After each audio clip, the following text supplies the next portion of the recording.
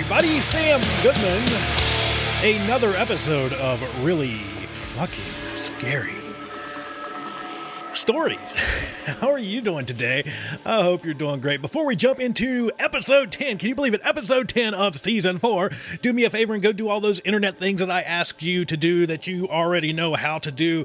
Go follow on YouTube, do all that kind of stuff. Make sure you're subscribed to the podcast. Tell people about it. It helps us an absolute ton, and we appreciate it a ton as well. And send me an email. You know what it is? It's rfsspod@gmail.com. Send me your stories of the creepy, the macabre, the paranormal, your brushes with true crime, and so on and so forth and so on and so forth. Let's just jump right into today's episode.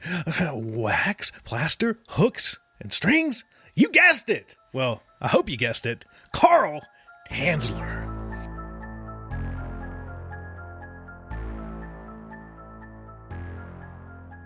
Carl Tanzler, a.k.a. Count Carl von Cosel. I think I got that name right. You know about his names. Count Carl von Cosel. Born February 8th, 1877, died July 3rd, 1952, was a German-born radiology tech at the Marine Hospital Service in Key West, Florida. He developed an obsession for a young Cuban-American tuberculosis patient, and prepare for me to butcher yet another name, Elna Helen Milagro de Hoyos. So I'm guessing I got that right. Elna, let's just call her Helen. Helen was born July 31st, 1909, and died October 25th, 1931.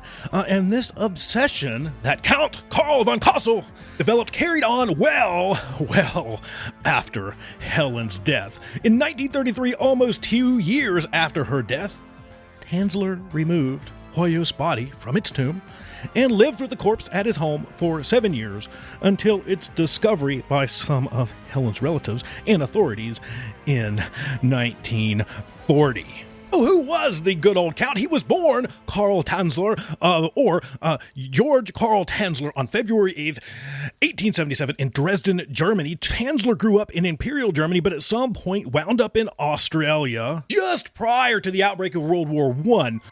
I'm guessing that he was just planning on passing through Australia. He had the intentions of proceeding to the South Sea Islands, but he paused in Australia to basically, get some equipment, some boats, to become acquainted with the prevailing weather and sea conditions. But, he became interested in some stuff there, like engineering and electrical work. He bought property, boats. It looks like he bought an island in the Pacific. So, he stayed in Australia for 10 plus years.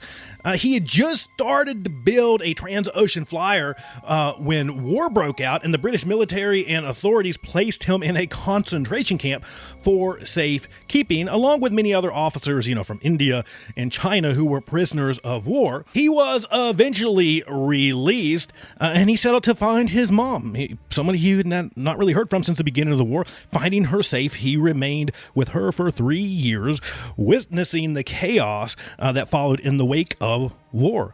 Finally, she suggested that her son return to his sister in the United States. So I didn't really remember he had been to the United States a little bit as well. Around 1920, when he had returned to Germany, he married. He had a couple kids, and then he immigrated to the U.S. from Germany in 1926. So sailing from Rotterdam on February 6, 1926 to Havana, Cuba, and from Cuba he settled in Florida with his sister who had already emigrated, but eventually he ended up leaving his family behind and took a job as a radiology technician at the U.S. Marine Hospital in Key West, Florida, under the name of Carl von Cosel. And this is where he met Helen Maria Elna Milagro de Hoyos, a young black-haired Cuban woman. He met her for the first time in 1930 at this Marine Hospital in Key West, Florida. The young woman's mother brought her there to visit a doctor. At 21, she was dying of tuberculosis. So on October 25th, 1931, the young woman died of complications due to tuberculosis.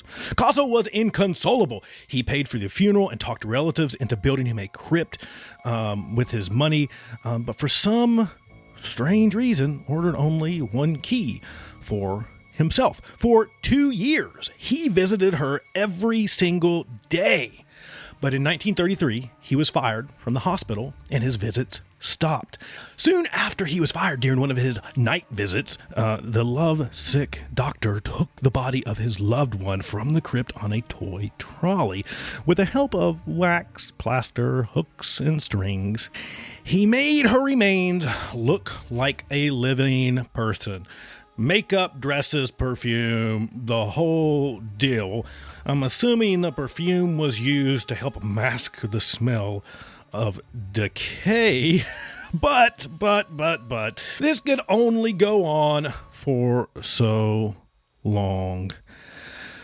But, since then, until this arrangement was uncovered in 1944, von Kassel never slept alone. He shared the marital bed with Elna's body. Later examination of the body showed to what extent he had gone to be close to her. A paper tube that made penetration easier was discovered in the deceased woman's vagina. So this is a people meat fleshlight, I think, at this point. It's kind of fucked up. As we mentioned, this was discovered in 1940. His little, I'm assuming at this point, mummified, his mummy wife, his people meat fleshlight. It was discovered. He was exposed. Stranger yet, the body of this poor woman that just needed to rest in peace. Her body was displayed for the public, and the details of the trial were widely covered in the press. What a fucking spectacle, right? This poor lady. Her remains have already gone through the wax and the strings and the perfume and the tube up the, and then, that, all the things that came after that.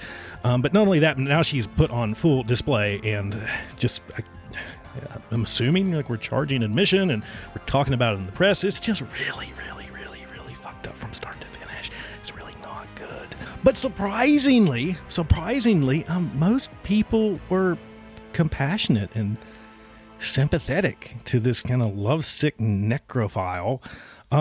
Most women viewed him at this time as an eccentric romantic. Like, they just felt really bad that he was so lovesick. And I mean, listen, if you're going to make a person into a mummy people meat fleshlight and sleep with it while it's rotting in your bed, you gotta add something kind of, there's something crossed in there in the old brain bucket. Something's not quite right. So I'm kind of leaning towards that more than I would eccentric, romantic, love sick. Sick for sure. Sick, definitely something sick there. But no, strange, just not good. But ultimately, the trial, the charges were dropped in relation to the statute of limitations. And so, pretty crazy, right? I mean, it just kind of, okay, let's take the body and we'll make a media circus out of it, and we'll put it on display, and we'll drop the charges. Let's not talk about this anymore. Let's just not go there anymore. But to protect Elna's remains from, new possible endeavors of the man, this time her relatives buried her in an unmarked grave. They were fearing that he would come back and snatch her again. 4 years after the trial, von Kassel moved farther or into a different area. I'm assuming farther up into Florida, where he wrote his autobiography called Fantastic Adventures. And those were definitely fantastic adventures. Let's just, yeah. According to legend, until his death in 1952, he kept a full-size wax doll of Elna's likeness, including a plaster cast of her face. Fucked up. I mean, that's probably the best way to put it. I like the feeling of being loved, but please, dear God, no one loved me to this extent.